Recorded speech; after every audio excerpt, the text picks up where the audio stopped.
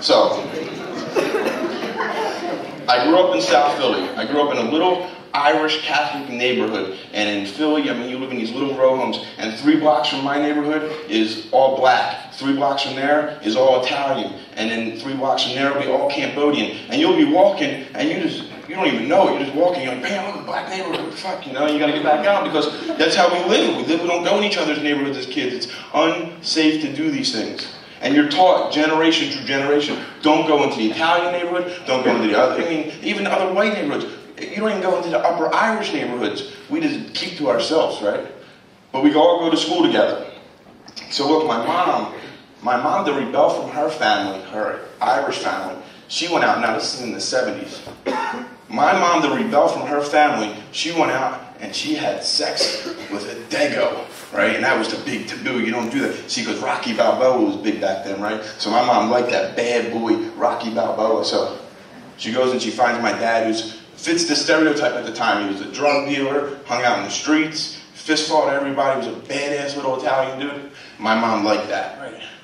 So she gets together and my mom buying drugs off and whatever, I don't know the whole deal. My dad always jokes with me, he said he just should have fronted her and got her out of there. But instead he had relations with her and I came to be.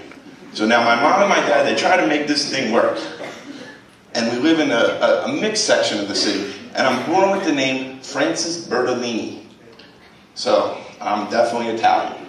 My mom leaves my dad, goes back to the Irish neighborhood because she can't deal with, those two can't get sober together. They're too busy doing heroin, whatever else they were doing at the time. So she moves back to the Irish neighborhood and changes my last name.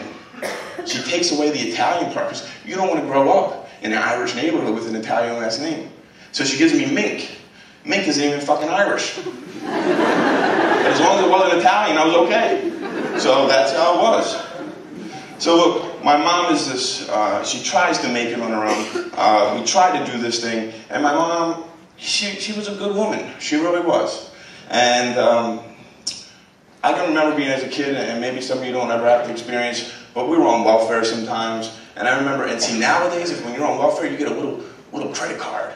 No one knows the fucking difference. You just go and you swipe the credit card, take the food. When I was on welfare, they gave you a booklet of neon-covered fucking money that screams, look at me, I'm poor, right?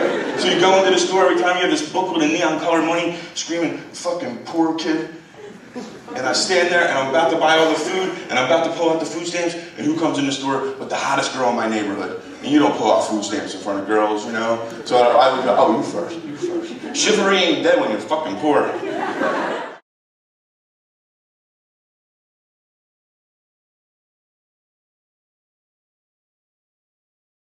I'm like, my school sucks, my parents suck, my life sucks, everything fucking sucks. So we start drinking. So when next thing you know, they're gonna bring me to a concert with them. Now I still got my little skater haircut, right? And I show up with all these skinheads, and I'm standing with all these big bad skinheads, and these other skinheads show up that I don't know, but they're all friends with these guys, right? So they all start mingling. So my cousin says to me in front of everyone, he goes, yo, we're gonna go in this club tonight, and we're gonna get in mad fights. We're gonna be fighting all night long. We're just gonna go in there and we're gonna beat everybody up. And they're like, you might have to go, when we get in there, go stand against the wall, because we might beat you up by accident because you got hair on your head. See now, this is 1989, so they're going to go into a club with guys with mullets. Remember the mullet? So they're going to go in there and beat everyone up with mullets, and fucking rightfully so. So, all these skinheads start walking in, and they go in and they start fighting. And this big skinhead said, don't worry about standing against the wall, I got you. He puts me on his shoulders, he goes into the mosh pit, he grabs the first guy on the wall, punches him, spins around and goes, kick him, Frank, kick him. I'm on the guy's shoulder, right? I'm trying to kick him like that. And I'm not doing that good of a job, I'm not kicking him really all that good, you know? So the bouncer come over and clear us out, threw us out. So we all stand outside and we're all standing there. And now all the skinheads are getting kicked out all night long. So the end of the night happens, and now they're letting all the other people out. See, they didn't kick the other people out because they knew they weren't there to cause trouble. They were there for the show. So now here comes that guy with the mullet when we were trying to kick. And he comes walking out, and that big skinhead dude grabs me. He goes, come on, come on. He's like, yo, buddy. Yo, you got something to say to me, my friend? Got something to say? Dude's like, yo, I had nothing to say to get there. He started fucking kicking the shit out of me. I don't know. You don't know. I had nothing to say to you. And that look, this look of fear in his eyes. He was so scared. And I know he really wasn't scared of me. I was like this little 14-year-old little kid with this big fucking farm boy. Right? He was scared of him, but to me at the time he's scared of us. And I loved that. I love that. Why would, for the last 4 years of my life, I feared everything. I feared going to school. I feared coming home from school. I feared going to my house. I feared if my dad was going to have food at the house. I feared all this shit. I feared everything as a 14-year-old kid, and now someone fears me and I love it.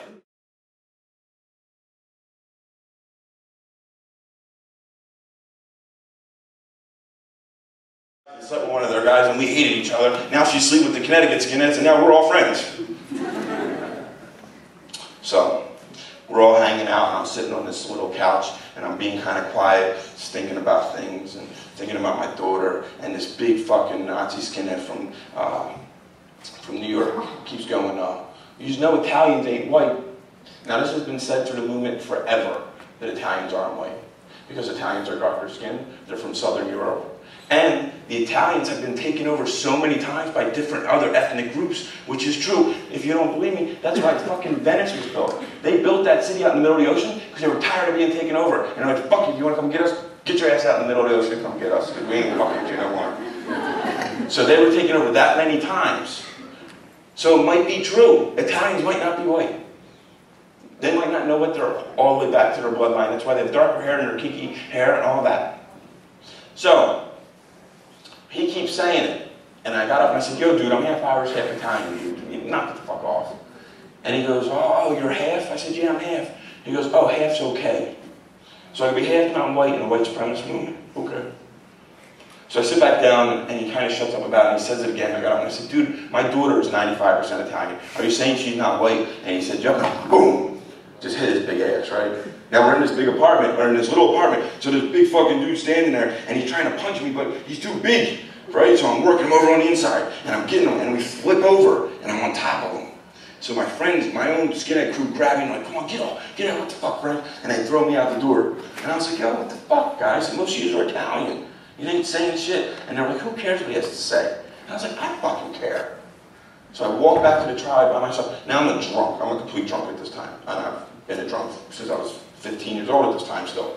So I'm drunk and I'm having this conversation with God, but I'm not drunk enough that he's talking back to me yet. And you'll get to that point in your life and you'll be like, what the fuck? Who the hell is that talking? Right? So I'm talking to God.